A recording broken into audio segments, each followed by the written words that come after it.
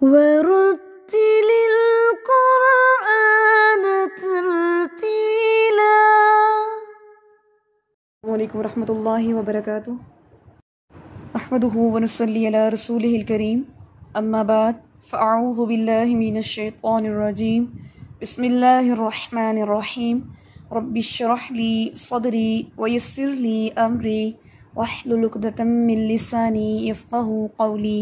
Rabbi ज़िदनी इल्मा अल्लाहुम्मा फ़क़्हिना फ़िद्दीन। Rabbi यस्सिर व ला तुअस्सिर व तम्मिम बिल ख़ैर व बिका नस्तईन आमीन या रब्बल आलमीन। चलिए आज इंशाअल्लाह हम स्टार्ट करते हैं। टॉपिक जो है वो हमारे रूल्स होंगे। रूल्स में आज हम स्टार्ट करने वाले हैं मदूद के बारे में, क्योंकि हमने नून साकिन और मीम साकिन के कवायद भी पढ़ लिए हैं। कलकला जो है वो भी पढ़ लिया है। इसके अलावा हमने हरूफ मद्दा, हरूफ लीन और मखारिज को भी हम साथ साथ लेके चल रहे हैं। ठीक है, तो इंशाल्लाह आज जो है वो मदूद को हम पढ़ना स्टार्ट करते हैं। तो आप सबके पास अपनी कॉपी एंड पेंसिल जो है वो रेडी होनी चाहिए ताकि आप उसको नोट डाउन कर सकें।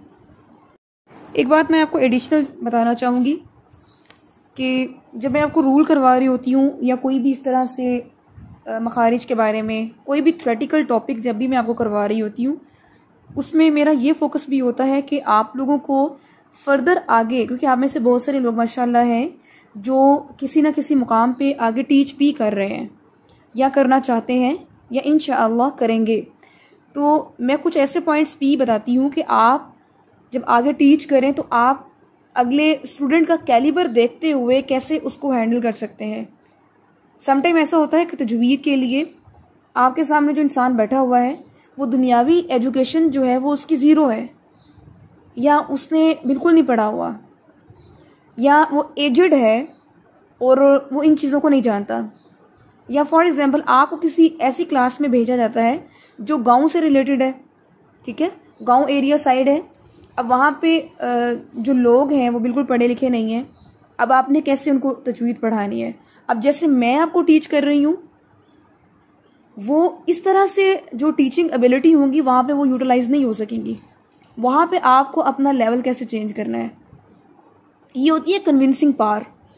इसमें जब आप सीख रहे होते हैं तो आपको साथ साथ इस लिहाज से भी मैं गाइड कर रही होती हूँ। मेरी कोशिश होती है कि इस लिहाज से भी गाइड किया जाए कि आपको किस लेवल पे किस तरीके से कैसे आपने उनको समझाना है। बाकी ये हिकमत जो होती है वो अल्लाह ताला की अता होती है। दूसरी ये चीज़ होती है कि इंसान जब इस चीज़ पर सोचता है, सोचो विचार करता है और इस एंगल से भी इस चीज़ को देखता है तो अल्लाह ताला उसको हिकमत और बसीरत अता कर देते हैं। ये अल्लाह ताला की अता करदा होती है। बाकी इंसान जिस चीज़ की कोशिश करता है अल्लाह उसको वही अता करता है। तो इंशाअल्लाह अब हम करना स्टार्ट करेंगे मदूद के बारे में। तो इसमें आपकी कंसंट्रेशन जो है वो मुझे चाहिए 100% चाहिए। अगर 100% देते हैं तो वो it's well and good. Basically जो मद है, जब आपने हरूफ मद्दा पढ़े थे तो आप हेडिंग दीजिए मद। जब आपने मद के बारे में पढ़ा था तो मद का हमने उर्दू मतलब ये समझा था कि इसका मतलब है लंबा करना, लेंथी या लेंथ देना या लंबा करना, या हम कह सकते हैं दराज करना। दराज भी आपको पता है कि वोकैबुलरी वर्ड है, लंबा करने को ही कहते हैं। तो वो तो हमने सिंपल पढ़े थे हरूफ मद्दा। अब हम पढ़ने लगे हैं मद के बारे में, और इस मद को कहते क्या है। इसके साथ एक आपने नाम लिखना है फ़राई।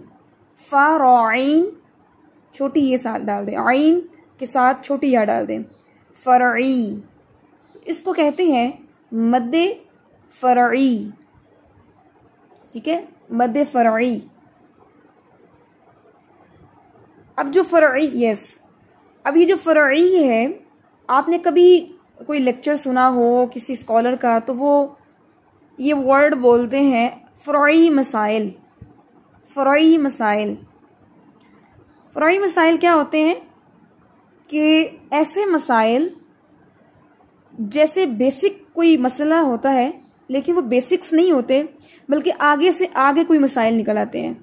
ठीक है, जैसे एक दरख्त है, दरख्त का एक स्टेम है, एक तना है, लेकिन ऊपर उसकी शाखें जो होती हैं वो डिफरेंट होती हैं, ठीक है, वो डिफरेंट होती हैं। इसी तरह से बेसिकली जो मद है वो तो मद असली है जो हमने हुरूफ मद्दा पर पढ़ी, लेकिन मद फराई जो है वो ऐसे ही है कि जैसे वो मद की मजीद हम ब्रांचेस पढ़ने लगे हैं, ठीक है। इस बात समझ आ गई कि मद फराई की अगर मैं डेफिनेशन आपसे पूछूं या आपको कॉन्सेप्ट पूछूं तो आप ये बताएंगे कि मद फराई का जो मतलब है वो ये है कि मद की मजीद ब्रांचेस या मद की मजीद शाखें या मद असली के अलावा और कौन सी मदूद होती हैं, ठीक है। तो हमने यहाँ से मद फराई के नाम की तोजी सीख ली है। क्या सीखा हमने? मद फराई के नाम की तोजी कहते हैं वजह को, कि किस वजह से फराई का नाम जो है वो रखा गया है। अच्छा जी, अब मद फराई के टॉपिक को स्टडी करने से पहले हमें दो चीज़ें चाहिए। वो चीज़ें आपको पता भी हैं, आप जानते भी हैं, वो नई चीज़ें नहीं हैं, सिर्फ उनके नाम जो है वो हो सकता है आपके लिए नए हों, ठीक है, बाकी आप उनसे वाकिफ़ हैं। आप हेडिंग दीजिए, सब हेडिंग जैसे आती है, मद फराई ऊपर मेन हेडिंग है, आगे आप सब हेडिंग दीजिए और उस सब हेडिंग में आप लिखिए कि मद के लिए किन दो चीज़ों की ज़रूरत होती है। मद के लिए किन दो चीज़ों की ज़रूरत होती है। ये क्वेश्चन हो गया ना, नीचे आप इसका आंसर लिखिए। नंबर 1 हुरूफ मद्दा, साथ में हुरूफ लीन भी लिखते हैं, स्लैश डाल के हुरूफ लीन भी। हुरूफ मद्दा, हुरूफ लीन, ये दोनों एक ही चीज़ हैं। नंबर 2 पे लिखिए सबब मद, सीन बाबा सबब मीम दाल मद, सबब मद, या इसको कह सकते हैं सबब मद्दा। यस, दोबारा से मैं रिवाइज करती हूँ, इसको गौर से सुनने कि मद जब करते हैं हम तो मद फराई के लिए हमें किन दो चीज़ों की ज़रूरत होती है। अब देखिए, जो हमने हुरूफ मद्दा थे ना हमारे पास, उसमें सिंपल हमें अलिफ वाव या चाहिए था, ठीक है, लेकिन मद फराई के लिए आपको हुरूफ मद्दा भी चाहिए, लेकिन साथ में आपको सबब मद्दा भी चाहिए, क्योंकि ये बड़ी मद है। अच्छा जी, अब जो हुरूफ मद्दा और हुरूफ लीन मैंने आपको लिखवाए हैं ना नंबर 1 पर, इसके आगे छोटा सा लिख दें महले मद, मीम हा लाम महले। जैसे आपने कभी पढ़ा होगा या पढ़ाया होगा मोहल्ले वकू, मोहल्ले वकू जो होता है ना, महल हम कहते हैं मोहल्ले। जैसे फॉर एग्जाम्पल मोहल्ला होता है, इलाके को कहते हैं ना, जैसे ये मोहल्ला है, ये इलाका है, तो वो इलाका या मोहल्ला क्या होता है, वो उस सराउंडिंग को कहते हैं, वो एरिया होता है। तो इस तरीके से ये जो महले मद है, इसकी तोजी ये है कि जिन हुरूफ के ऊपर मद की जाती है वो कौन कौन से हैं, वो हुरूफ मद्दा और हुरूफ लीन है। ये महले मद है, यानी मद का मोहल्ला ये है। ये बात क्लियर हुई आपको? महले मद को महले मद क्यों कहते हैं? कि कुरान पाक पे आप जहां कहीं भी किसी भी लफ्ज में आप देखेंगे अगर मद हो रही है, वहां पे मद फराई है या सिंपल जो है वो मद असली है, तो वहां पर हुरूफ मद्दा या हुरूफ लीन मस्ट होंगे। इनके अलावा किसी और हर्फ पर या इनकी गैर मौजूदगी में मद नहीं हो सकती, ठीक है। तो इनकी ये वर्थ है कि इनके अलावा किसी भी हर्फ पर मद नहीं हो सकती। जहां पर भी हम मद कर रहे होंगे, एग्जाम्पल्स हम देखेंगे, वहां पर महले मद यानी हुरूफ मद्दा या हुरूफ लीन मस्ट होंगे। चले, ये एक पॉइंट क्लियर हो गया महले मद के बारे में। दूसरा मैंने लिखवाया था सबब मद्दा। सबब कहते हैं उर्दू में वजह को, कॉज, ठीक है। जैसे क्या होता है कि बारिश कब आती है? जब बादल आते हैं, ठीक है। तो मद कब होती है? मद फराई खासतौर पे कब होती है? जब हमारे पास सबब मद्दा मौजूद होंगे, ठीक है। मद फराई तब तक नहीं हो सकती जब तक महल मद और सबब मद दोनों इकट्ठे मौजूद ना हो। अब सबब मद्दा कौन कौन से हैं? महल मद तो हमें पता चला कि हरूफ मद्दा और हरूफ लीन है। तो सबब मद्दा में वो कौन कौन से हैं असबाब जिनकी वजह से मद होती है? तो वो है 3। उनमें पहला लिखें आप हमजा, दूसरा है तशदीद, तीसरा है जज़म यानी साकिन। ठीक है, हमजा, तशदीद, जज़म या उसको कहते हैं हम साकिन। ये 3 है हमारे असबाब, यानी असबाब मद्दा है या सबब मद्दा है, कुछ भी कह सकते हैं इसे। अच्छा जी, हम थोड़ा सा पॉइंट और कर लेते हैं उसके बाद इंशाल्लाह, क्योंकि ये थोड़ा लेंथी भी है, मदूद काफ़ी ज़्यादा है। मद फराई जैसे मैंने आपको बता दिया कि ब्रांचेस की तरह होता है, तो ब्रांचेस डेफिनेट ज़्यादा ही होती हैं। अच्छा, महल मद और सबब मद जो है मद फराई के लिए बहुत ज़रूरी है। आपसे क्वेश्चन किया जा सकता है कि मद फराई कब होती है, तो आप आंसर करेंगे मद फराई के लिए हमें 2 चीज़ें चाहिए, एक है महल मद, एक है सबब मद। ठीक है, इन दोनों में से कोई एक चीज ड्रॉप होगी तो मद नहीं होगी, मद फराई नहीं होगी। ठीक है, अच्छा जी,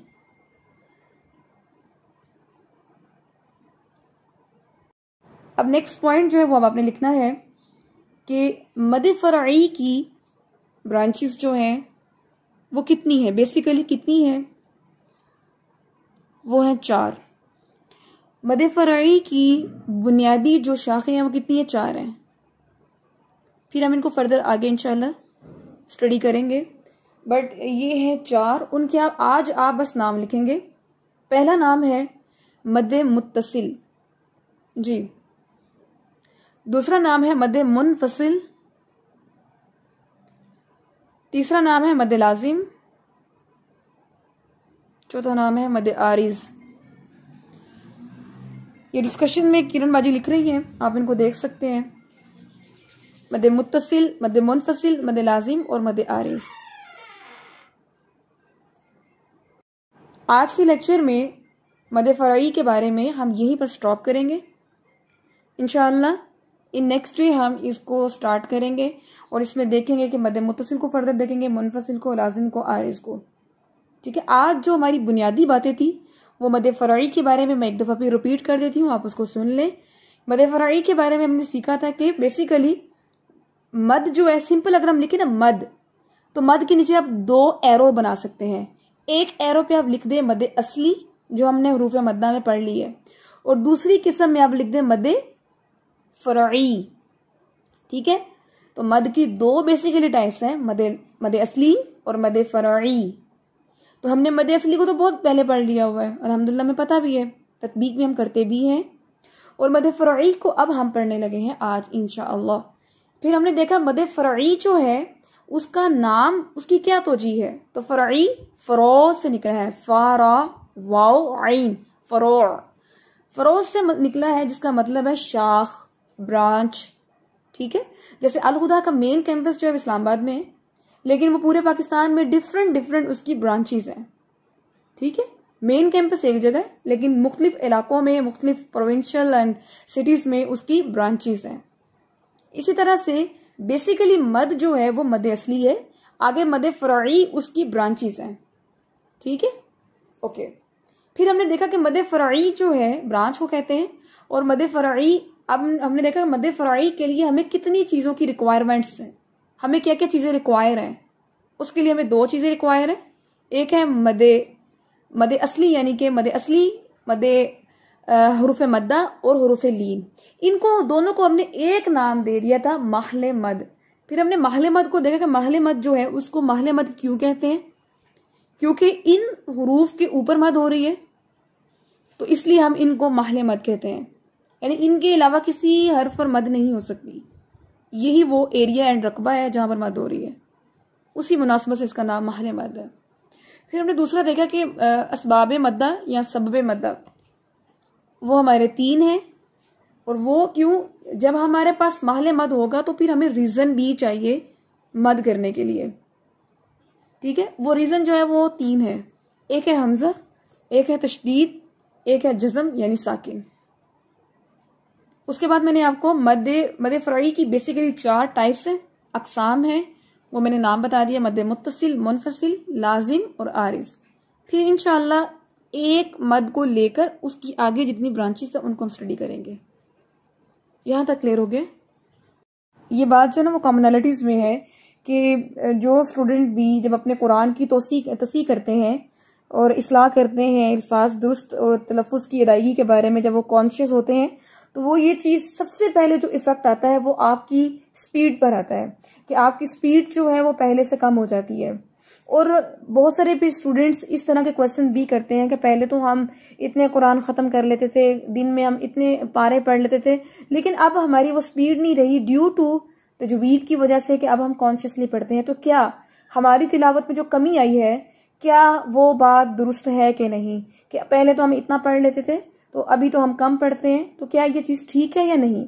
तो उसके बारे में एक कॉमन जो है वो कॉमन यानी कि जी मैं आपकी बात समझती हूँ, ये मैं कॉमनली बता रही हूँ कि कुछ लोग इस तरह के सवाल करते हैं। तो वो ये चीज़ है कि वो आप देखें कि अगर आप गलत पढ़ के और क्वांटिटी आपकी ज़्यादा है लेकिन उसमें क्वालिटी नहीं है, वो चीज़ सही है? वो चीज़ सही है कि जिसमें आपकी क्वांटिटी कम है लेकिन क्वालिटी बेस्ट है। कौन सी चीज़ सही होगी फरीदा बाजी? बिल्कुल बिल्कुल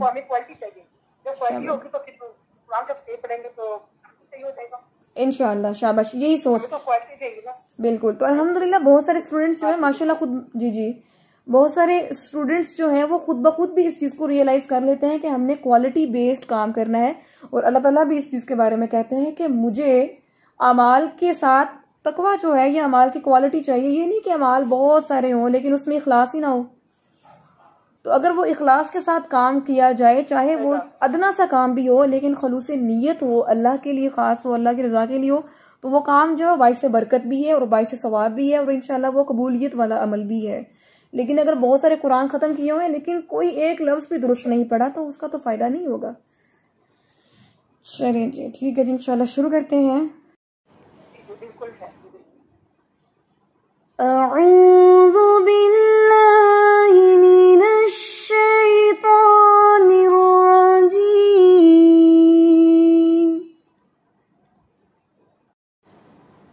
अऊज़ु बिल्लाहि मिनश शैतानिर रजीम।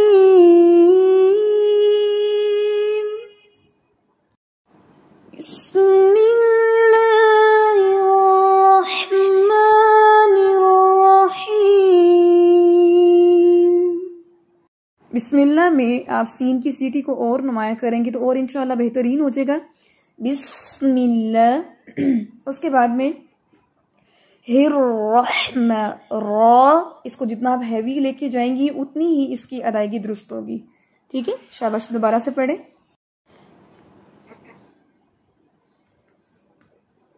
वलौ अन्नहुम आमनू वत्तक़ौ लमसूबा, वलौ अन्नहुम आमनू वत्तक़ौ लमसूबा, वलौ अन्नहुम आमनू वत्तक़ौ लमसूबतुम मिन इंदिल्लाह,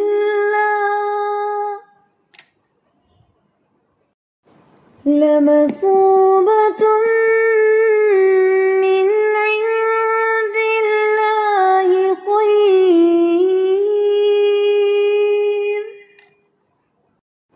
लमसूबतुम मिन, नून साकिन के बाद आइन है, यहाँ पे कौन सा रूल हो रहा है? यहाँ पे इजहार हो रहा है, इजहार हकीकी की मिकदार नहीं होती यहाँ पे ना, तो हम यहाँ पे ऐसे ही पढ़ेंगे लमसूबतुम मिन, मिन लंबा बिल्कुल भी नहीं करेंगे, नहीं तो वो वहां पर गुन्ना हो जाएगा। ठीक है, और इंदिल्लाह, अल्लाह के नाम से पहले जेर हो, कसरा हो, तो कैसे पढ़ते हैं अल्लाह के नाम को? बारीक पढ़ते हैं लाम, बारीक पढ़ते हैं, तो आपने इसको थोड़ा हैवी कर दिया था। और खैर, खौ कैसा लेटर है, हैवी है कि लाइट लेटर है? हैवी लेटर है। Heavy letter. हाँ जी, तो इसको हम खैर नहीं पढ़ेंगे, खैर पढ़ेंगे, खैर जी। लौ कानू यअलमून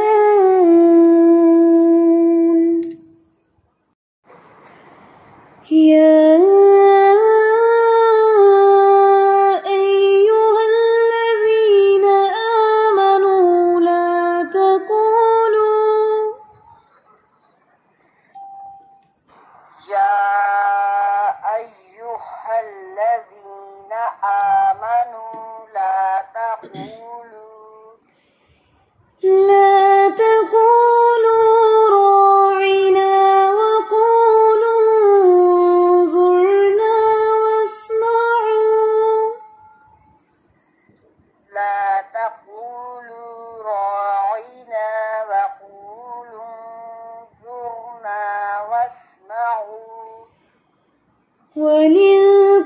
वलिलकाफिरीन अज़ाबुन अलीम।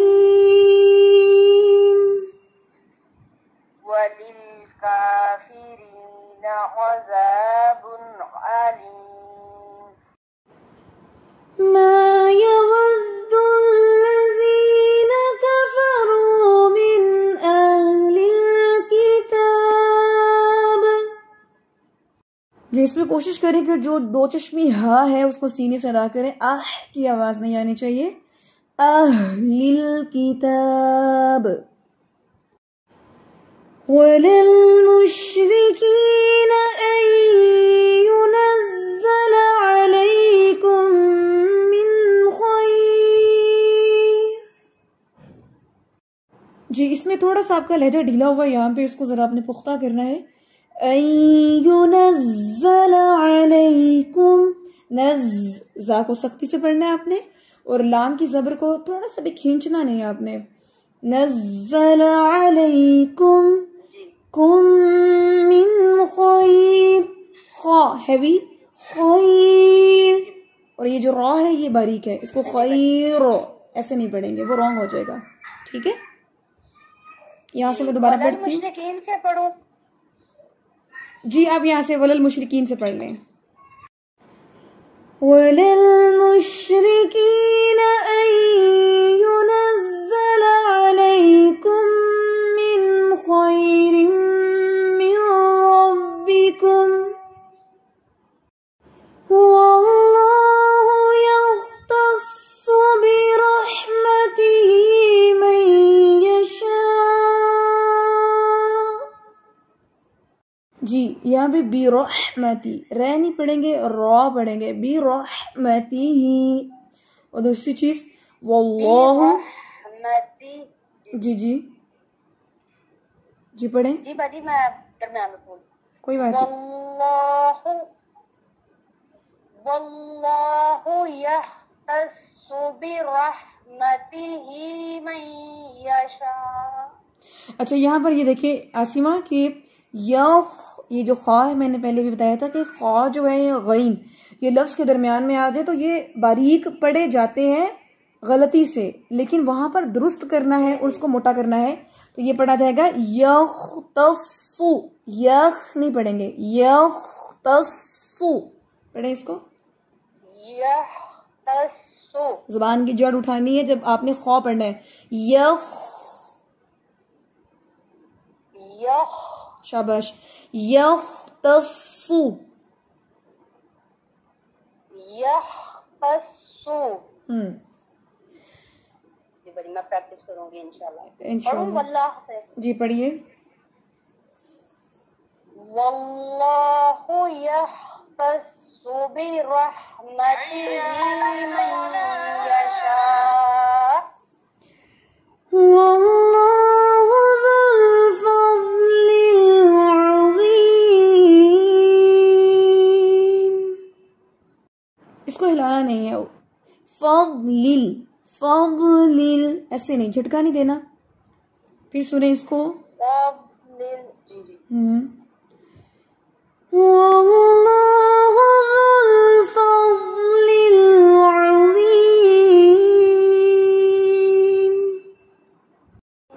हाँ जी, एक चीज का ख्याल रखें कि गुल में लाम मोटा नहीं करना, गुल गुल गुल नहीं पढ़ना इसको, ठीक है। सारे लाम बारीक होते हैं सिवाय अल्लाह का नाम, वो भी जबर और पेश की सूरत में, अदरवाइज सब बारीक है। दूसरा लिल अज़ीम, अज़ीम वा हैवी है, अज़ीम, ठीक है शाबाश। मा नंसख मिन आयतिन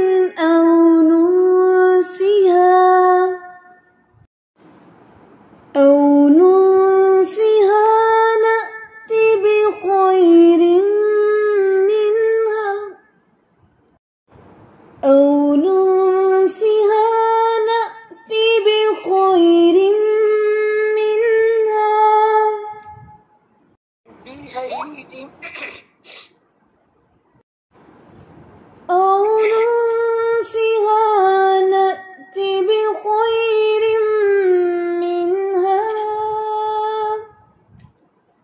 नॉर्मली क्या होता है कि हम उर्दू में खैर का लफ्ज देखें, खैर बोलते हैं, उर्दू में हम खैर बोलते हैं। कभी हमने उर्दू में इसको खैर नहीं बोला कि अल्लाह तेरी खैर करे, हम कहते हैं खैर करे। हम उर्दू में या पंजाबी में इस तरह के लफ्ज बोलते हैं और इसका मोटा बारीक कोई कुछ भी सीक्वेंस नहीं देखते। लेकिन अरबी जुबान में जब भी ये आता है इसका मखरज भी देखते हैं, ये याइलीन के साथ आ रहा है, ये मद्दा के साथ आ रहा है, ये कैसे आ रहा है, फिर उसकी अदायगी के मुताबिक इसकी आवाज को हम चेंज करते हैं। तो ये अरबी जुबान की लुगत है, उसका स्टाइल है। उर्दू पंजाबी में कोई चीज नहीं है, इसलिए हमें हमारे एक्सेंट में खौ जो है वो ऐसे ही है जैसे हम हा और खे पढ़ते हैं, खे हे पढ़ते हैं, हे खे खैर खीर ऐसे ही पढ़ते हैं। इसलिए हमें वो दुरुस्त जो एंगल है, दुरुस्त जो तरीका है उस तक हमें पहुंचना है। इसलिए ये लफ्ज है बिखैरिन मिन्हा,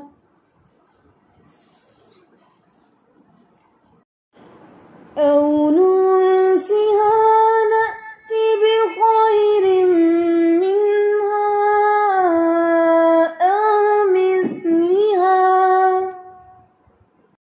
अलम तअलम अन्ना अल्लाह अला कुल्ली शैइन क़दीर, अला कुल्ली शैइन क़दीर। शैइन यहाँ पे हमारा इख्फा हो रहा है और ये अदना दर्जे का है और यहाँ पर हैवी इख्फा भी है, इसलिए जुबान की जड़ भी उठाएंगे क्योंकि आगे कॉफ लेटर है जो हैवी लेटर है। तो हम पढ़ेंगे शैइन क़दीर। अलम तअलम अन्ना अल्लाह लहू मुल्कुस समावाति वल अर्द वमा लकुम मिन दूनिल्लाहि मिन वलिय्यिन वला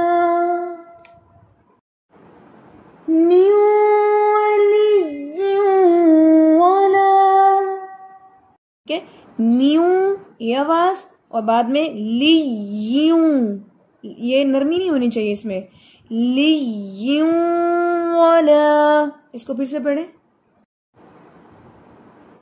वमा लकुम मिन दूनिल्लाहि मिन वलिय्यिन वला नसीर। आपने ये आयात जो है अच्छे तरीके से इनको याद करना है, इनकी सारी आयात की आपने तदबीक करनी है और जब आप तदबीक कर रहे हो तो अपने रजिस्टर खोल लें और चेक करें कि जो मैं पढ़ रही हूँ वो दुरुस्त पढ़ रही हूँ कि नहीं पढ़ रही, ठीक है। देखें आपकी जो इबादत है ना वो सिर्फ वो तिलावत नहीं जो आप कुरान पाक की आयात पढ़ते हैं, आप ये जो फ़र्ज़े किफ़ाया जो है जब आप इसमें भी स्ट्रगल कर रहे हैं इंशाल्लाह, इवन दो कि कुरान पाक के बारे में आता है, इस इल्म के बारे में आता है कि तालिब इल्म जो है वो एक डॉट भी लगाता है ना तो उसकी उस स्याही को भी तोला जाएगा। एक हदीस का मफहूम है कि तालिब इल्म की स्याही को भी तोला जाएगा, और ऐसा हो सकता है, उम्मीद है कि शहीद के लहू से ज्यादा तालिब इल्म की स्याही जो है वो बढ़ जाए। और हम तालिब इल्म हैं कुरान के, हम जो लिखते हैं, पढ़ते हैं, याद करते हैं, एक एक डॉट हमारे लिए बाइस अजर है, वो हमारे लिए कोई गैर चीज नहीं है। आप सारे माशाल्लाह खवातीन हैं, आप में से लड़कियां इक्का दुक्का कोई लड़की है, सारी माशाल्लाह मैरिड बच्चों वाली, और अल्हम्दुलिल्लाह और समझदार, बाशऊर, जिम्मेदार हर तरीके से हैं, फैमिलीज को चलाने वाली, खानदान को चलाने वाले आप सारे, आप इतनी बड़ी बड़ी ड्यूटीज पर कायम है। इसलिए आप लोगों को तो ये चीज मैं थोड़ा सा भी हिंट दूं आपको समझ आ जानी चाहिए कि ये कितनी बड़ी जिम्मेदारी है, ये कुरान की जिम्मेदारी, अल्लाह की जिम्मेदारी है। इसलिए इसके साथ आप जरा लॉयल हो जाए और इसको ठीक से पढ़ें। और मदफराई के बारे में मैंने जितना आज पढ़ा है इसको अच्छे से याद करें, जैसे असेसमेंट आएगी उसको असेसमेंट को आप फुल करें, और पीछे जो अपने लेसन है उसको रिवाइज करें। ठीक है, चलें जी, इंशाअल्लाह। जज़ाकुमुल्लाहु खैर। सुब्हानक अल्लाहुम्मा व बिहम्दिका नशहदु अल्ला इलाहा इल्ला अंता नस्तगफिरुका व नतूबु इलैक। अस्सलामु अलैकुम व रहमतुल्लाहि व बरकातुहू।